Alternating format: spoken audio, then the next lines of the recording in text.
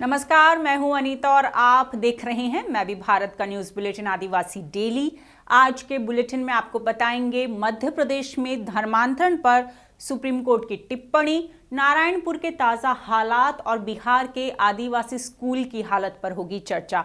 MBB पोल में नौकरी में आदिवासियों के लिए भाषा और शारीरिक मापदंडों पर होगा सवाल। तो शुरुआत करते हैं हेडलाइंस के साथ। मध्य प्रदेश सरकार का धर्मांतरण कानून अभी नहीं हो सकता लागू, हाई कोर्ट के फैसले पर स्टे से सुप्रीम कोर्ट का इनकार। नारायणपुर में शांति बहाल, विधानसभा में गृह मंत्री से मांगा गया जवाब। बिहार में आदिवासी छात्राओं के लिए बने एकमात्र स्कूल के हालात बदतर, हाई कोर्ट ने जताई नाराजगी। मनरेगा के भुगतान में गड़बड़ी, आदिवासियों ने अधिकारियों को कमरे में बंद किया। नागपुर में 108वीं भारतीय विज्ञान कांग्रेस में आदिवासी ज्ञान पर खास चर्चा। और अब खबरें विस्तार से। बुलेटिन की शुरुआत करते हैं बड़ी खबर से। इन दिनों देश में धर्मांतरण का मुद्दा सुर्खियों में छाया हुआ है। छत्तीसगढ़ के साथ ही अब मध्य प्रदेश में भी ये मुद्दा लगातार चर्चा में है। राज्य के मुख्यमंत्री शिवराज सिंह चौहान बार बार लव जिहाद और धर्मांतरण की बात कर रहे हैं। खास तौर से आदिवासी इलाकों में वो धर्मांतरण का मुद्दा बार बार उठा रहे हैं। मध्य प्रदेश में धर्मांतरण को रोकने के लिए एक कानून भी बनाया गया है, लेकिन हाई कोर्ट ने इस कानून को संविधान सम्मत नहीं पाया था। इसलिए मध्य प्रदेश सरकार ने सुप्रीम कोर्ट का दरवाजा खटखटाया था, लेकिन सर्वोच्च अदालत ने मध्य प्रदेश सरकार के धर्म परिवर्तन को रोकने वाले कानून को लागू करने पर लगी रोक को फिलहाल हटाने से मना कर दिया है। सुप्रीम कोर्ट ने कहा कि सभी लोग लोभ, लालच या फिर किसी डर से धर्म परिवर्तन करते हैं, ये नहीं माना जा सकता है। हालांकि अदालत ने यह भी कहा कि वो मध्य प्रदेश सरकार के इस मामले में दायर अपील को सुनेगी और उस पर फैसला भी देगी। शीर्ष अदालत अब 7 फरवरी को इस मामले पर सुनवाई करेगी। दरअसल मध्य प्रदेश में धर्म परिवर्तन रोकने के लिए लाए गए कानून के अनुसार किसी भी व्यक्ति को धर्म परिवर्तन करने से पहले राज्य प्रशासन को कम से कम 2 महीने पहले बताना पड़ेगा। मध्य प्रदेश हाईकोर्ट ने इस कानून के सिलसिले में दिए आदेश में कहा था कि इसे लागू नहीं किया जा सकता है।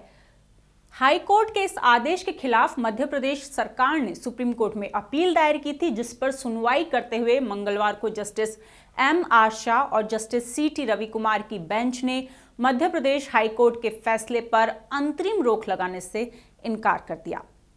सुप्रीम कोर्ट में सरकार की तरफ से सॉलिसिटर जनरल ऑफ इंडिया ने दावा किया कि धर्मांतरण एक राष्ट्रीय मुद्दा है और साथ ही ये भी दावा किया कि धर्म परिवर्तन कराने के लिए शादियां की जाती हैं। आपको बता दें कि देश में मध्य प्रदेश ही नहीं, बीजेपी शासित कई राज्यों में धर्म परिवर्तन पर रोक लगाने के लिए कानून बनाए गए हैं। ये देखा जा रहा है कि देश के आदिवासी इलाकों में धर्मांतरण को बड़ा मुद्दा बनाने की कोशिश की जा रही है। इस साल कई बड़े राज्यों में विधानसभा के चुनाव होने हैं। ऐसे में चुनावी माहौल को देखते हुए बीजेपी लगातार लव जिहाद और धर्मांतरण के मुद्दे उठाकर आदिवासी इलाकों में भी अपना वोट बैंक सुनिश्चित करना चाहती है। मध्य प्रदेश के पड़ोसी राज्य छत्तीसगढ़ के नारायणपुर में आज शांति का माहौल देखने को मिला। हालांकि अभी भी भारी संख्या में पुलिस और सुरक्षा बल वहां मौजूद हैं। नारायणपुर में हिंसा के मामले की गूंज राज्य विधानसभा में भी सुनाई दी।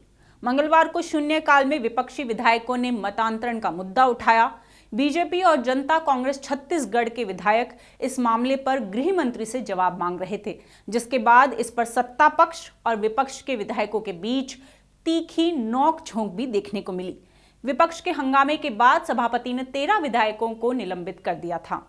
वहीं मंगलवार को बीजेपी के प्रदेश अध्यक्ष अरुण साव की ओर से बनाई गई समिति में शामिल बीजेपी नेताओं का देर रात तक हंगामा चलता रहा, जिसके बाद वो बेनूर थाना से वापस रायपुर लौट गए।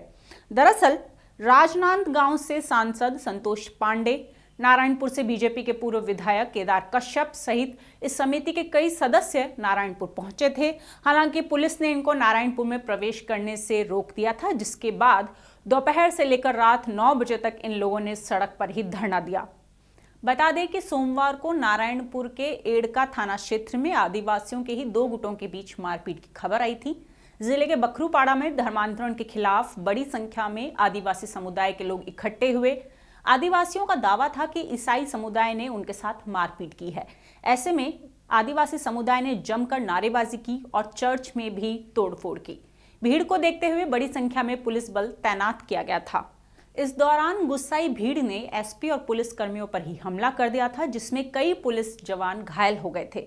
जिला एसपी सदानंद कुमार भी सर पर पत्थर लगने से चोटिल हो गए थे, जिसके बाद पुलिस ने बीजेपी जिला अध्यक्ष रूप साय सलाम सहित 5 लोगों को हिरासत में ले लिया था। बढ़ते हैं अगली खबर की ओर और खबर है बिहार से। पटना हाईकोर्ट ने बिहार सरकार को फटकार लगाई है। हाईकोर्ट ने राज्य में आदिवासी बालिकाओं के लिए बने एकमात्र स्कूल की दयनीय स्थिति पर चिंता जताई और साथ ही शिक्षा विभाग के रवैये पर भी नाराजगी जताई। मंगलवार को पटना हाईकोर्ट के मुख्य न्यायाधीश संजय करोल और जस्टिस पार्थ सारथी की खंडपीठ ने पश्चिम चंपारण के हारनाटांड स्थित अनुसूचित जनजाति के लिए बने स्कूल की हालत पर सुनवाई की। हाईकोर्ट ने कहा कि सरकार शिक्षा पर काफी पैसा खर्च कर रही है, लेकिन फिर भी एसटी समुदायों के लिए बने इस स्कूल की स्थिति ठीक नहीं है। अब इस मामले में 1 हफ्ते बाद सुनवाई की जाएगी।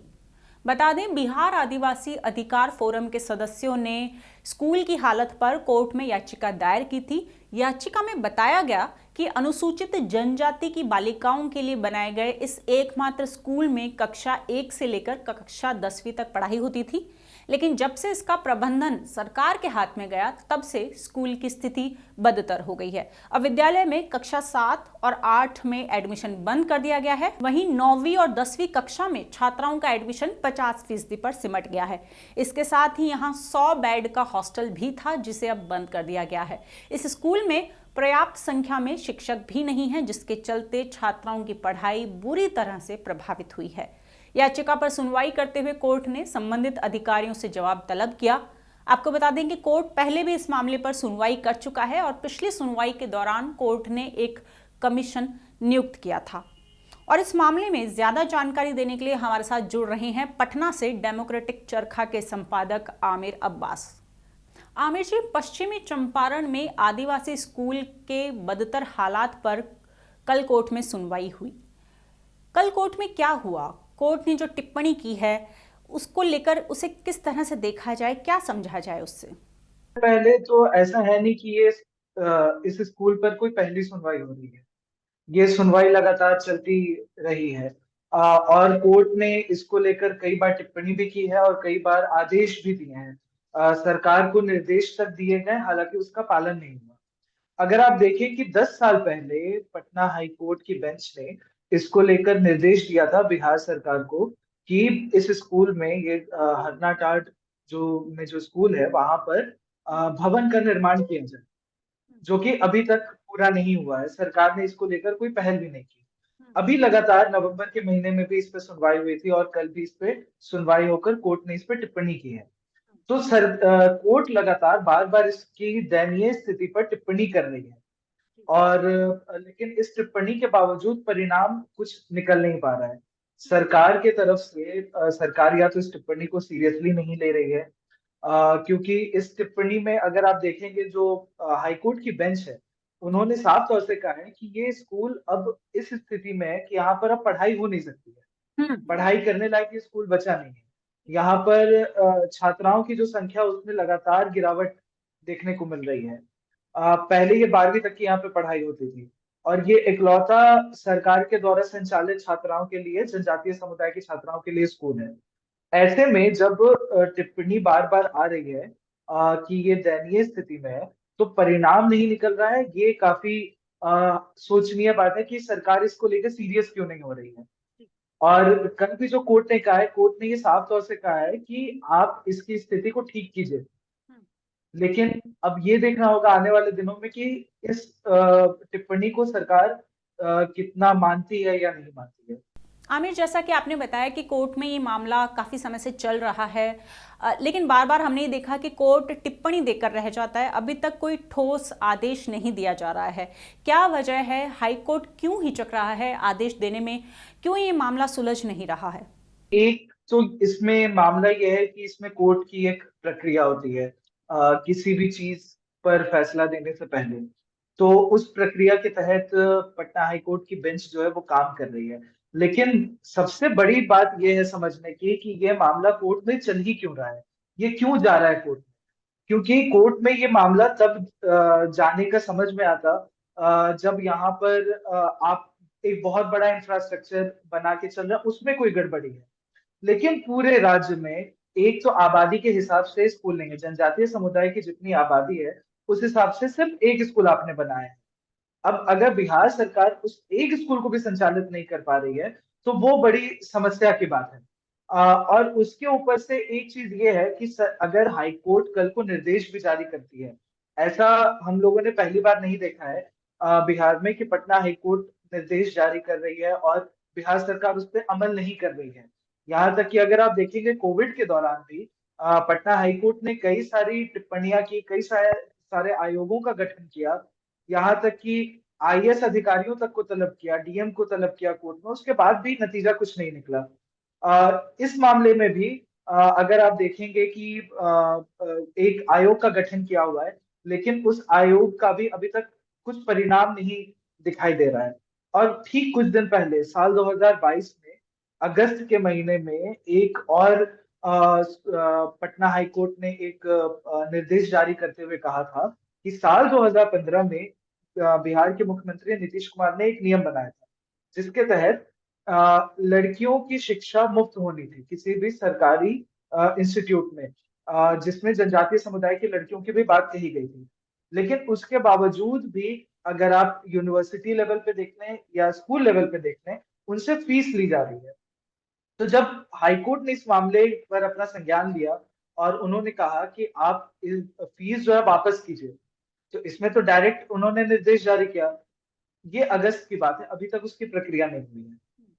तो अगर इसको लेकर हाई कोर्ट निर्देश भी जारी कर देती है कि इसकी व्यवस्था आप फौरन ठीक कीजिए, तो इसमें सबसे बड़ी बात यह है कि सरकार का क्या कमिटमेंट है, सरकार की मंशा है भी कि नहीं करनी। आमिर जी, मैं ये जानना चाहूंगी कि आदिवासी छात्राओं के लिए पूरे राज्य में ये एकमात्र स्कूल है और उसकी भी हालत इतनी खराब है। ऐसे में इन छात्राओं की पढ़ाई किस तरह से प्रभावित हो रही है? एडमिशन रेट में 50% की गिरावट देखने को मिली है इस स्कूल में। इसके साथ ही यहाँ पे 100 बेड का जो छात्रावास था वो बंद कर दिया गया है।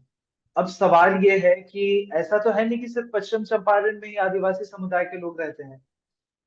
कैमूर जो पश्चिम चंपारण से एकदम दूसरी छोर पर है, वो दक्षिण बिहार में है, तो वहां पे जनजातीय समुदाय की आबादी काफी अधिक है। अररिया, कटिहार, किशनगंज के इलाकों में जनजातीय समुदाय की आबादी काफी अधिक है। तो वहां की लड़कियां अगर पढ़ना चाहेंगी इस स्कूल में, तो वो तो यहाँ पे रह के पढ़ाई नहीं कर सकती हैं।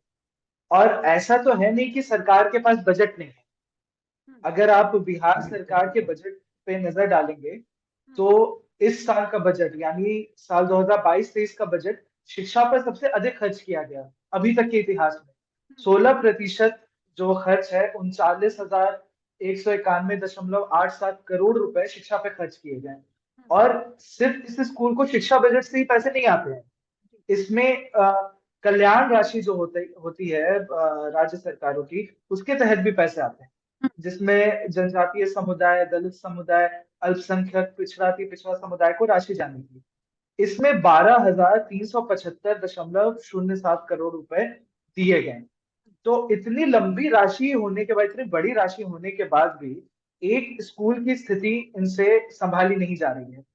और एक चीज देखने वाली बात यह है कि इस स्कूल में जितनी बाकी सुविधाएं भी मिलती थी, जैसे मुख्यमंत्री पोशाक योजना के तहत राशि मिलना या कन्या उत्थान के तहत राशि मिलना, कन्या उत्थान की राशि इस स्कूल में काफी दिनों से नहीं मिली है। अगर आप रिकॉर्ड्स पे नजर डालेंगे तो 25,000 रुपए की राशि दी जाती है उन बच्चियों को जिन्होंने 12वीं की परीक्षा पास की है।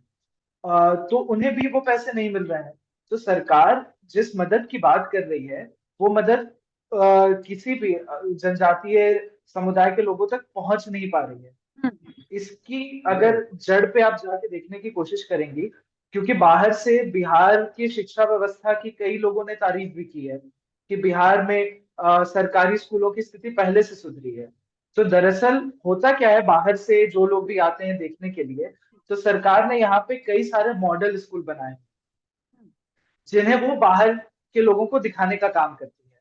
लेकिन उसके बाद के स्कूलों की सच्चाई क्या है कि एक कमरे में कई क्लासेस चलते हैं। अगर आप इस स्कूल की भी अगर आप बात करेंगे तो इसमें भवन नहीं है।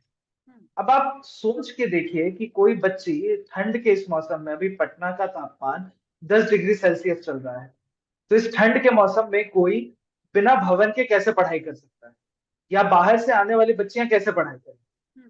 तो यकीनन ये जो पूरा इंफ्रास्ट्रक्चर है, इसका सीधा सा एक ही मकसद है कि शिक्षा ना पहुंचे। अगर शिक्षा पहुंचेगी, लोग जागरूक होंगे, लोग सवाल करेंगे। इससे बढ़िया है कि इस तरह से शिक्षा व्यवस्था को कोलैप्स कर दिया जाए कि वहां तक जानकारी ही ना पहुंचे। मतलब बिहार में भी कितने लोगों को ये जानकारी है कि बिहार में एक जनजातीय समुदाय का स्कूल है। जनजातीय समुदाय के लोगों तक भी ये जानकारी नहीं पहुंचाई गई है। आपने बताया कि बजट में शिक्षा पर खर्च बढ़ाया गया है, स्कूल को बजट के अलावा सहायता राशि भी मिलती है। बिहार सरकार शिक्षा के बड़े बड़े दावे करती है, लेकिन जमीन पर ऐसा कुछ नजर नहीं आता, क्यों?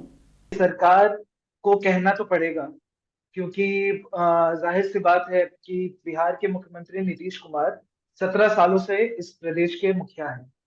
तो अपनी छवि वो सुशासन के तौर पे एक रखते हैं। वो ये तो सीधे तौर से कट नहीं कर सकते हैं किसी भी समुदाय को। तो वो घोषणाएं तो करेंगे ही, ये तो उनके जाहिर सी बात है, उनकी छवि के लिए है। लेकिन उसको वो इम्प्लीमेंट कितना कर पाते हैं, सवाल इस पे होता है। और सिर्फ ऐसा नहीं है कि यहाँ पर ही सिर्फ जनजातीय समुदाय तकलीफ झेल रहा है बिहार में। बहुत एक छोटा सा उदाहरण मैं देता हूँ। 2 महीने पहले पटना में एक बहुत बड़ा प्रदर्शन हुआ था जनजातीय समुदाय के लोगों का। ना मीडिया कवरेज मिला, ना सरकार ने उनसे बातचीत करके उनकी समस्या को समझने की कोशिश की। उनकी मांग एक सरल ये थी कि वो जिन धर्मों का पालन करते हैं, उस धर्म को सरकार ने मान्यता ही नहीं दी हुई। तो उन्हें मजबूरी में कई बार दूसरे धर्म का कॉलम टिक करना पड़ता है एडमिशन के लिए या आवेदन के लिए सरकारी एग्जामों में। तो जहां पे सरकार पहचान ही नहीं दे रही है किसी समुदाय को, आप सोचिए वो शिक्षा क्या ही देगी। तो ये सीधा सा समझने वाली बात यहाँ पे ये है कि सरकार जो है वो चाहती है कि घोषणा करें, बड़े बड़े वादे करें, लेकिन उसको पहुंचा कभी नहीं पाती है। और अब चलते हैं पूर्वोत्तर राज्य त्रिपुरा। यहाँ पर आज कल्याणपुर इलाके में जिला स्वायत्त परिषद कार्यालय का घेराव किया गया। ये घटना आरडी ब्लॉक के आरएस पाड़ा की है। हमारे अगरतला संवाददाता ने बताया कि घेराव करने वाले आदिवासी मनरेगा की मजदूरी में हो रही गड़बड़ी से नाराज थे। नाराज लोगों ने पंचायत सचिव और मनरेगा अधिकारियों को कार्यालय में ही बंद कर दिया। इस इलाके में मनरेगा की मजदूरी के भुगतान से नाराज लोगों ने बताया कि यहां पर 26 मजदूरों ने काम किया, लेकिन रजिस्टर में 32 लोगों के नाम लिखे गए हैं। इसके अलावा जिन लोगों ने काम किया है उन्हें तय मजदूरी से कम पैसा दिया जा रहा है। इस मामले में अधिकारियों का कहना है कि ये आरोप सही नहीं है, लेकिन मौके पर पहुंचे कल्याणपुर ब्लॉक पंचायत अधिकारी कौशिक देव वर्मा ने बताया कि इन आरोपों की जांच की जाएगी। और अब बात करते हैं साइंस कांग्रेस की। 108वीं साइंस कांग्रेस नागपुर में चल रही है। साइंस कांग्रेस का उद्घाटन प्रधानमंत्री नरेंद्र मोदी ने 3 जनवरी यानी मंगलवार को किया था। इस बार इस साइंस कांग्रेस का थीम महिलाओं के सशक्तिकरण और सस्टेनेबल डेवलपमेंट में विज्ञान और तकनीक की भूमिका रखा गया है। लेकिन इस विज्ञान कांग्रेस की खास बात यह है कि इस बार इस कांग्रेस में आदिवासी साइंस कांग्रेस नाम से एक अलग से इवेंट जोड़ा गया है। आदिवासी विज्ञान कांग्रेस में आज कई वैज्ञानिकों और जाने माने लोगों ने अपनी रिपोर्ट और जानकारी प्रस्तुत की। इस दौरान कहा गया कि आदिवासी भारत में जड़ी बूटी, वनस्पति, नदी और जंगल का जो ज्ञान है उसे सहेजने की जरूरत है। इस बार विज्ञान कांग्रेस की खास बात यह है कि यहाँ के प्रांगण में राष्ट्रपति द्रौपदी मुर्मू सहित देश के आदिवासी नायकों के बारे में एक प्रदर्शनी लगाई गई है। आदिवासी विज्ञान कांग्रेस में देश के आदिवासियों के पास मौजूद ज्ञान से सीखने और उसे रिकॉर्ड करने के साथ साथ भारत की आजादी में आदिवासियों के योगदान और बलिदान की कहानी भी यहाँ पर देखी जा सकती है।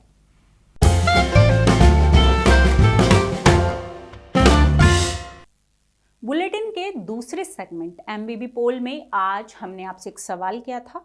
सवाल था, जंगल और वन्य जीवों के बारे में आदिवासी ज्ञान बेमिसाल है, लेकिन उन्हें वन विभाग में नौकरी के लिए मुख्य धारा की भाषा का ज्ञान अनिवार्य है।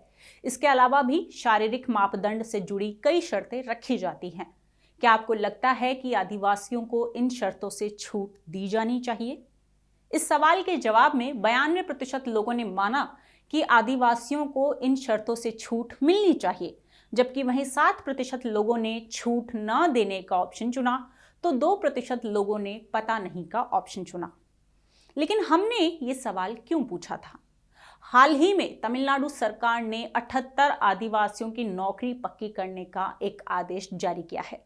ये आदिवासी पिछले 10 साल से जंगल में अवैध शिकार रोकने के लिए काम कर रहे थे। Tamil Nadu forest uniformed service recruitment committee ने यह आदेश जारी किया। इस आदेश से पता चलता है कि इन 78 आदिवासियों में से सिर्फ 38 आदिवासी ही नौकरी की सभी शर्तें पूरी करते हैं। इनमें से 23 आदिवासी ऐसे हैं जो तमिल लिख या पढ़ नहीं सकते हैं। इन आदिवासियों को अगले 1 साल में तमिल लिखना और पढ़ना सीखना होगा। इनमें से 10 ऐसे थे जो शारीरिक मापदंड पूरा नहीं करते थे, जबकि 7 लोगों के बारे में बताया गया कि ना तो वो तमिल लिखना बोलना जानते हैं और ना ही वे शारीरिक मापदंडों पर खरे उतरते हैं। हालांकि सरकार ये मानती है कि आदिवासी जंगल में अवैध शिकार रोकने के अलावा इंसान और जानवरों के टकराव को रोकने में भी अहम भूमिका निभाते हैं। इसलिए इन सभी आदिवासियों को विशेष छूट देते हुए इनकी नौकरी पक्की कर दी गई है। ऐसे में एक बड़ा सवाल उठता है कि इन आदिवासियों को तमिल क्यों सीखनी चाहिए? क्या तमिल नहीं जानने वाले आदिवासियों के काम में पिछले 10 साल में कोई बड़ी कमी नजर आई? और जहां तक बात प्रमाण पत्र की है, तो आदिवासी इलाकों में ज्यादातर परिवारों में इस तरह के लोग मिल जाएंगे जिन्हें अपनी उम्र का अंदाजा नहीं होता है। इसके अलावा कई परिवार ऐसे मिलते हैं जिनके पास कोई भी प्रमाण पत्र मौजूद नहीं होता है।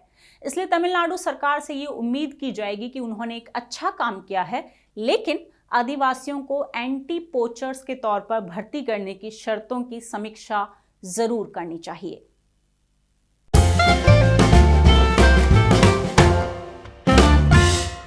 अपने तीसरे और आखिरी सेगमेंट अस्मिता और अधिकार में आज आपको बताएंगे आंध्र प्रदेश की आरकू घाटी के कुटिया आदिवासियों के त्योहार पोंगल के बारे में। विशाखापट्टनम जिले की आरकू घाटी में एक छोटा सा आदिवासी गांव है सरबागुड़ा। इस गांव में कुटिया आदिवासी समुदाय के लोग रहते हैं। यहाँ 1 जनवरी से ही इनके सबसे बड़े त्योहार पोंगल की शुरुआत हो चुकी है। वैसे तो देश भर में ये त्योहार 14 जनवरी को मनाया जाता है, लेकिन इस गांव में ये त्योहार 15 जनवरी तक चलेगा। आरकू घाटी के आदिवासी इलाकों में ये त्योहार अलग अलग मंडल में अलग अलग तारीख को मनाया जाता है। ये तारीखें उनकी पंचायत तय करती हैं। अलग अलग तारीख के चलते सभी मंडल के लोग एक दूसरे के गांव जाकर सभी आयोजनों में शामिल होते हैं। इस पर्व की तैयारी भी पूरी धूमधाम से की जाती है। गांव के हर परिवार में कुछ खास पकवान बनाए जाते हैं। इन पकवानों के साथ साथ फूल, फल, दीप सूप में सजाए जाते हैं। फिर गाय बैलों की पूजा की जाती है। पूजा खत्म होने के बाद सूप में रखे फल और पकवान गाय बैलों को खिलाया जाता है। गांव के सभी परिवारों का खाना पीना निपट जाने के बाद बच्चों और लड़कों की टोलियां गांव में निकलने लगती है। ये बच्चे घर घर जाकर नाचते गाते हैं और धीरे धीरे ये टोली दूसरे गांव का रुख कर लेती है। वैसे ही पड़ोस के गांव से टोलियां इस गांव में पहुंचना शुरू हो जाती हैं। ये नाच गाना उस वक्त तक चलता है जब तक कि सभी पूरी तरह से थक कर चूर नहीं हो जाते हैं।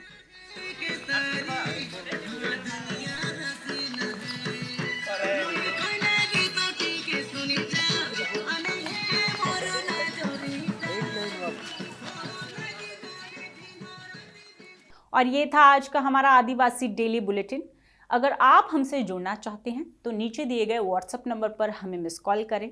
इसके साथ ही अगर आप कोई सुझाव भेजना चाहते हैं तो कमेंट बॉक्स में लिखकर बताएं। इस वीडियो को लाइक ज़रूर करें और साथ ही मैं भी भारत के YouTube चैनल को सब्सक्राइब करना ना भूलें। धन्यवाद।